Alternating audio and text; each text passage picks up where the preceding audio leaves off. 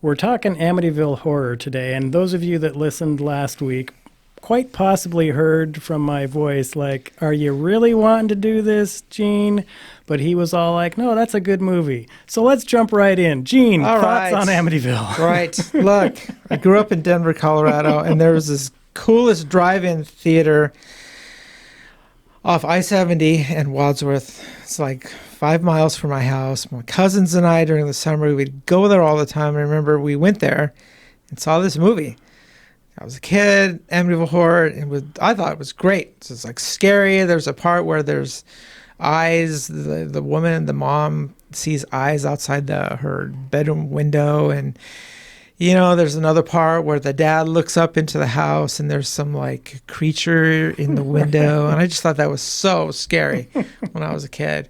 There's another part where the dad, James Rowland, he walks into this room and there are drums playing, and as soon as he walks into the room, the drums stop. And I just thought, oh, that's just so creepy. And now that you've watched it as an adult, that has a brain, it's like I watched this and oh my Lord, is this the dumbest thing? Don't watch this movie. I don't know. It is. How many sequels are this? There's like 20. There's 10 official ones that I'm aware of. Like what? Half of them are in 3D. Well, no, I mean, and that's the funny part is I for some reason had this on Blu-ray. And so I didn't have to rent the dang thing. But the only reason I have it on Blu-ray is because in order to get Amityville 3D, you had to buy the box set. So I have the first one, the second one, and then Amityville 3D. Yeah, the things we do for horror movies. For 3D ones anyway, yeah. Yeah, I remember as a kid, I really liked it. And I watched this, and then I think what kills this movie is maybe the director just lacked vision. Roger and I were talking earlier. It's just that there's a whole part, extensive sequences with a priest. Mm-hmm. The priest's aide. He talks with these other two priests that rebuke the priest that's going into the house right. and tell him he needs to take a vacation, and all of that. And there's a part with a detective who was involved with the murders that happened at this house. But none of that leads anywhere. There's no resolution. It's like, why are they even there? Right, and that's the interesting thing. This movie's 117 minutes long. There was a sequel or remake, 2017 maybe. That thing's only 89 minutes. Why? Because all that crap is gone from now on. You just spend more time with the dad. The dad's a compelling figure. You like the guy.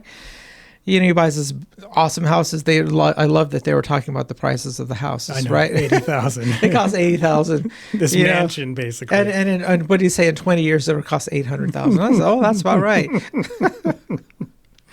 Yeah. So actually, there is a mythology on this house. It is a real house. It has an address. It's a 112 Ocean Drive in Amityville, New York, and due to its fame, because all the 20 movies, they changed the number of the house to 108 Ocean Drive. But all of this is easily accessible on the internet. Right. I just looked it up in 2 seconds. But it's just interesting. I alluded to this last week. There's recently some progress in there's some serial killer that was loose in Long Beach, and there's some bodies discovered on Gilgo Beach. But Gilgo Beach is remarkably close to this Amityville Horror House. It's just really right across what's called South Oyster Bay from this house. So as the crow flies, it's like 4 miles. It's like nothing. I think driving takes a lot longer because you have to go around this over a bridge because Gilgo Beach is on some long jetty or something like that. But yeah, I just thought that this interesting proximity to these horrible events, and the whole thing with Amityville Horror House is that in the 70s there was an actual murders there in this house that a whole family was murdered in that house. Right. Yeah. The second movie, Amityville 2, The Possession, is actually a prequel which goes through that whole story. Right. Yeah. And so you think, I don't know, as a kid I watched this, I was like, oh, that's great. But now, as an adult, the movie is just a lot of flaws. And another interesting thing about this movie is that at the time when I was a kid, I researched it and looked it up. There's a little girl, and she had a little play companion In the movie, it was like I guess another little girl or something like that. One of the girls, yeah. Yeah. But actually, what happened in real life, there was she would see like a pig, and the pig would talk to her, and she actually drew images of this pig. Because kids draw, right? And so she drew this, and you could look on their various websites, and you can see these images that this kid actually drew. And so the house was definitely something going on there as to what it was. I guess you can use the word possession. Is that an accurate word? I don't know. But yeah, going back to the movie, yeah, you can skip this one. The first thing that I noticed, of course, when playing this movie again for the first time since probably 1982, because I knew going in that Gene was a crazy person to think this was going to be good. Yeah, I missed on this one. But it's American International Pictures put this one out. And of course, AIP, American International, we love them because what are they? They're from like 1954. They kind of terminated themselves somewhere around mid-'80s or something like that. But they were all about schlocky horror movies and like wacky teen comedies and stuff. And so, you're in good company as far as cult and B-grade horror movies. This was their first real attempt at, no, we're going to try to make a real movie. And it actually was their biggest hit ever. But the roughness of a B-movie studio trying to make something respectable is all over this movie. Yeah, it just looks like a made-for-TV movie. Correct. The lighting is just awful. Mm-hmm. You're just like, what are you kidding me? Camera placements are lame. Right. There's one where you're looking through a bush. Remember that? The direction itself is very poor. This movie is segmented up by day-to-day events, and so there's no real building of tension or anything else. It's just, here's this that happened on Tuesday, the third day they were there. Here's this one scene that happened on Wednesday, the fourth day they were there. The ending is ridiculous, but the biggest flaw for this movie, the most egregious flaw, is what Eugene said earlier. Yeah, here's all these priests. We're spending a lot of time with them. Here's this detective. We're spending some time with him, and none of it matters. None of it. They don't help in the resolution. They don't help. And anyway, there is no resolution because the family just leaves the house. Right, and you don't learn about the history of the house. You don't learn about what's in the house. You learn nothing. And none of that is in, was it Jay Anson who wrote the book? But there's none of that is in the book, right? And so there's a beginning part, and Rod Steiger plays the main priest, and he's the only one that's really acting in this movie, and boy, he kind of goes over the top with it. But he shows up at the house to do the blessing of the house, and then, there's evil stuff happening here. I'm going to flee, and I'm not feeling well, so I'm leaving.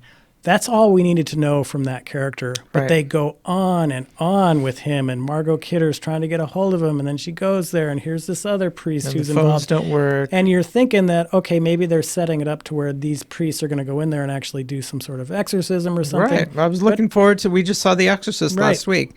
I was looking forward to, doing exorcism. Well, and that's the deal, Gene. I think we're dealing with a low-budget B-movie studio, and they're like, we've got to throw these priests in there. We've got to have this detective guy because that's what William Friedkin did with The Exorcist, but we don't know what to do with these characters. Right. So their stories are just going to end with no resolution whatsoever, and that's the movie. The other thing I really do like about this movie, though, is James Brolin. Of course, if you're into 70s schlocky horror movies, he's all over those, and it's nice to see him. But, of course, they start him. The very first scene he's in, he's got his nice feathered 70s hair, and he's looking real sweet. Yep. And then the very next scene after being in the house, he's this just disheveled nightmare. He deteriorates really fast. It's like, but again, it's like, why is he deteriorating? Why is he collapsing? The movie doesn't really explain that. And then the crazy blonde lady that shows up and just somehow knows she's like everything. like a psychic. Yeah. It's like the short lady from the Poltergeist. Right, exactly. And she's like, there's something in this house. And the dog, of course, is scratching at this wall. Yeah, and she sees something in this room in the basement.